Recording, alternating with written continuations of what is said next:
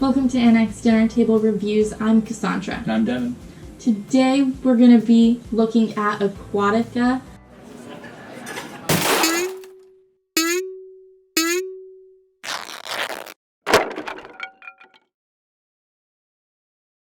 Aquatica has you taking on the role of an underwater society where you are going to be playing people in your little society to gain other people, to gain locations, and then to ultimately score those location cards and get points.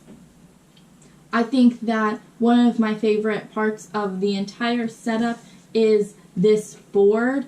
It has slots where when you buy a location, you can slot it in until you reach whatever level your first action is, and then, or resources, and then when you use it up, you slide to the next one, and so on until it's all the way up and ready to be scored. Do you think that's a really awesome board and interesting way to use those cards? Yeah, and I think it adds a lot of dynamic to it because whichever cards you can acquire give you different abilities and different resources that you can really pull on. Yeah, there's the main core resources is like attack power, gold, raising the other location cards up, and then scoring, which, yeah, as you said, really just change how the game's played depending on which cards you buy, but also just which ones come up. Sometimes the deck gives you a whole slew of attacks, and you're just like, well, I guess I'm playing an attack, conquer heavy game, and I'm not going to be able to buy people as well because there's no gold on the table. Yeah, I'd say your early game, you're going to be really limited by what the location cards you get in the beginning of the game because you don't have a lot of resources that are actually on the player cards. You actually have to, in early game, really rely on those mantas, which give you those bonus resources that you can play once before flipping over. And so whatever cards are in the location cards really dictate what kind of game it's going to be. And if you only have, say, 3 attack power and you can only get that one card, that's really going to dictate the next couple of rounds for you. Yeah, and sometimes you also are turning those cards over frequently early game because they're higher power than you're really able to do. Whether you've bought one previous and used your manta or whatnot, because some of them cost 7, 8 attack, and when, your card only gives you 3 and your manta gives you 1 or 2, it's just that is very limiting. You can push them up to scout to kind of help rotate them in and to make them a little bit cheaper, but sometimes early game you're just okay, well, I guess I'm scouting because I really need to get some of those lower cost cards in order to put them on your player board at all. Yeah, and it's really interesting because one of your early cards, there's only a handful that you get, is a scout card. So, and it's one of your only attack cards when you start the game. So if you are doing attacking and trying to conquer locations, that scout card is going to come out really quick. And kind of force you to shuffle those cards a little bit. Yeah. And there is a strategy to be had of not actually recruiting any more character cards and just going with that base hand and using them. You're going to be limited a little bit, but with the location cards and the mantas kind of stacking with them, you can get fast and nimble with that starting hand. Yeah, especially because there is one card in your starting hand which lets you flip all your mantas back over and take all the cards that you've used and bring them back into your hand. So you can really, use all of your mantas 2 turns and then pick up your favorite 2 cards and flip all your mantas over and do it again. It is a whole turn though, so you have to think about that, and I would say this is much more of a thinky game where you are just battling decision after decision every single time your turn comes. And you're just like, oh my god, he took the card I wanted. Yeah, that's very true. The number of times where there's like, especially early game, where there's only those couple that are 3 or 4 attack power, and so everyone's vying for them, and you got those 7 and 8s on the board, and no one's going to be able to get those. So once those 4s and 5s are gone, or 3s and 4s are gone, it's, I guess I'm going to recruit a person because my scout's already been used. Yeah. And then these cards, the people that you can recruit, do have some really interesting powers, though. And especially if you are building like an attack-heavy board, because your resources can be used, but then used again and again. So they kind of are able to stack in a way. So like the grabber lets you conquer 2 locations on your turn. Well, that's a really good and quick way to just, get more cards than your opponents. And with like this, where it's +3 attack for this one and then +3 additional attack for like the other location types, it's like you can use one and then you can use another, and that's just really snowballing sometimes into great combos that you're able to play that push you ahead, and you're always looking for those combos. Yeah, and we keep saying attack, but it's not really like attacking other players. It's used to conquer the location cards. There's actually only one card in the deck that allows you to actually attack other players, and that's the Meg card, which causes the other players to discard one of their character cards. Yeah, and it's like discard into their discard pile. You can always play that card, the Matrona card, Matrona card, to pick them back up with your whole deck. I think the only cards that actually get like discarded from the games are a couple of the king cards that you start your hand with, and they give you something like a one-shot ability. Yeah, and then they get discarded from the game for the rest of the game, I guess, really. But those king cards actually also really add just additional depth to this game, because you get 8 of them, and their powers and unique abilities are so different. You have the first king, I forget his name, but it lets you gain 1 character for free, and then you have to discard your king. But if you're really looking for a character and you're like, I really need the grabber to throw me ahead, and it's just like, he's worth 5 gold and I just don't have that, you're just like, okay, well, I'll use this card now and then be able to do it. Yeah, they really provide an asymmetric gameplay, because each king does a different thing, and so it gives each player unique bonuses and it kind of really affects your gameplay style. Yeah, and I would say some of them are occasionally easier to work with than others, just because they are a little asymmetric. You're sometimes playing and you feel like, oh, wow, I have a king card that has a 1 really powerful move or really helps me early game, and then, oh my god, I see the other players, and you're just like, that is a much more powerful late game card.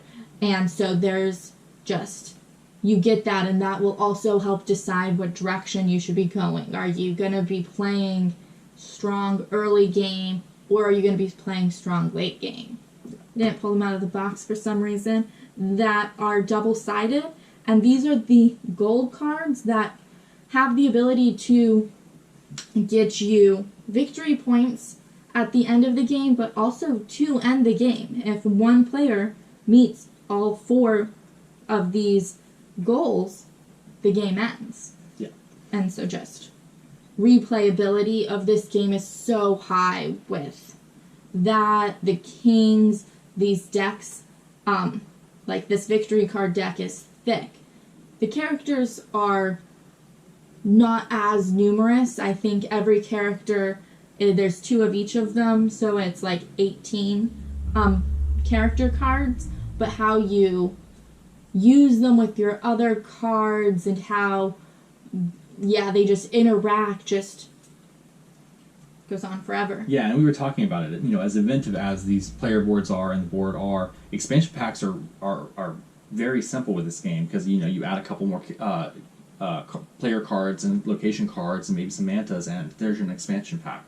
You add a couple more variabilities in what the play styles and the actions are for those cards, and really simple expansion pack. So it has a future of a lot of development in this game. Definitely, and the game company also thought of some expansions possibility because it's only a 2 to 4 player game, but there's spots for 5 mantas to live on this game board. So they are thinking about the future of this game moving forward and adding things like a 5th player expansion and things like that, which is really great when you fall in love with a game and you know that it's not gonna die on your shelf after 4 years because you get tired of it and there are no expansions and things like that, where this won't be one of those games. Or you have to shell a lot of money to buy a reprint of the base game that has expansion ability. Or yeah. That is pretty bad. But overall, I love this game. It does have some of really complex strategy, really deep thinking, where that you're not necessarily expecting when you pull it out and it's like, oh, there's a couple cards and you have no resources like tokens. It's just a very unique play style of your locations have all your resources. So you're never collecting resources there.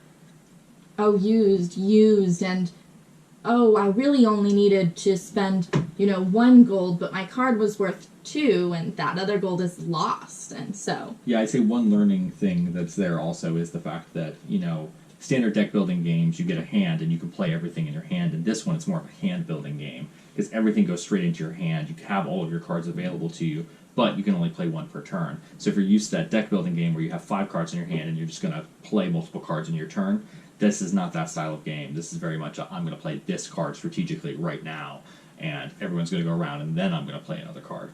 So that's a thing I think was a little bit of a hurdle. But, definitely yeah. was, because you look at them and they can stack really well with each other. I'm going to do this, which is going to get me, 1 gold to do this and all these things, but they don't work like that. I think another hurdle of this game, learning this game, was the resource, was to buy things. You had to play one of your character cards that let you buy it, and then you also had to have the resources instead of, just this card says I get to buy something and you buy it. It's this is going to let me conquer, but I can't buy a character card even if I have the gold because my card doesn't let me do that. Yeah, and it's really interesting because your starting hand actually has cards that allow you to buy a character card, or to conquer a thing, but don't have any of those resources that are required to do that action. So naturally you're going to think, I'm going to play this card that allows me to buy something, and this one that gives me resources, but you have to wait and get those location cards in order to garner those resources. Yeah. Or tap your mantas.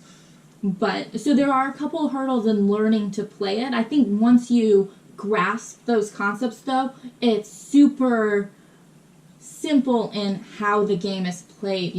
You buy your one, or you play your 1 card, you do that 1 action, and then it's the next person's turn. You're not going to be needing to, I'm going to deck builders sometimes are just okay, I'm going to do this, which gets me this, and your turn has 20 actions that you're doing, and that is not going to be like this where it's a lot of turn time. It's movement time. And you do get a little bit of that in the late game. You don't get it with character cards because you can only ever play 1 character card, but with your location cards, there are times where you're going to stack those multiple times. You're going to be playing an attack card you're going to tap a couple of attacks actions from your locations, but then you're also going to use your move up actions in order to move those cards up, and then your score actions on your locations in order to score those things. So you can really have a lot of location-based actions that you can pull from in your turn. But that's really a more mid-late game type thing. Yeah, definitely. I think another really cool thing about this game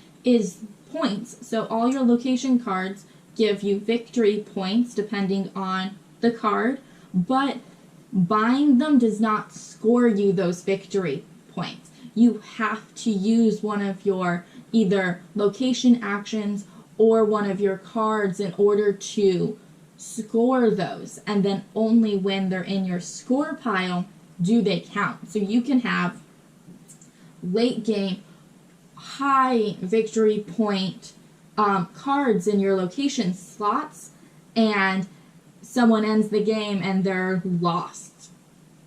Yeah, and there is a strategy to rushing to end the game as fast as you can and just getting away with having your 24 points from your goals here, because you technically don't have. You actually have to score 3 of your your location cards in order to actually finish the game, but that could happen pretty quick. Yeah, especially because like a couple of them only have 1, 2, a couple have 0 resource action things on the card until they're scored. So you can get a couple of those smaller point cards, but just bang them out in terms of usage. Yeah, and especially since most of those are like 1 resource or something like that, your early game you can really pick up those cards and just knock them out really quick. Yeah, but I'm really a fan of this. I love that depth. I really enjoy just how numerous and how different all of the games are, and how you can have so much replayability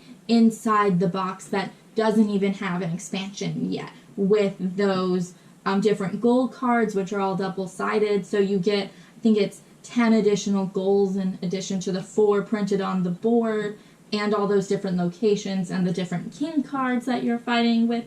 Just so much replayability in this. And then, we didn't even really talk about it, but the art is also just fantastic. It is, yeah. It's really great, and the theme is really just beautiful in general. Like most underwater art is just great, and they did a really great job of doing it. And some of the detail that's in some of these drawings it's really great. Yeah, and that's just pushing the theme even more, and it's really feels like you are running this little society underwater with what your cards do and who they are. So like the sneaky eel is gonna let you scout, and then you're gonna buy something, and it's just like how they named them and what their actions are just really make you go into the theme hard, and just yeah. I think that this one is really complex to play. They do have all of those things, so age I would put fairly high, like 13, 14 age range, just because you are having to really think about those strategies and which cards to buy, and it's a lot that goes into it for having fairly few pieces. Yeah, and this is one of those ones where the gap between play and win is actually very narrow, and it's pretty high, because the concept of the game and how to play it does require a little bit more knowledge than an entry level, where you can play it even though you're never going to win, or you're not going to have a strategic mindset to win at a younger age. This one, it has a higher entry age, I think. Yeah, I definitely agree with that. But yeah, I absolutely love this game. It comes to our table over and over again, even just with the 2 of us, or when we have friends over. It's just like this one is becoming almost our go-to game to play. Yeah.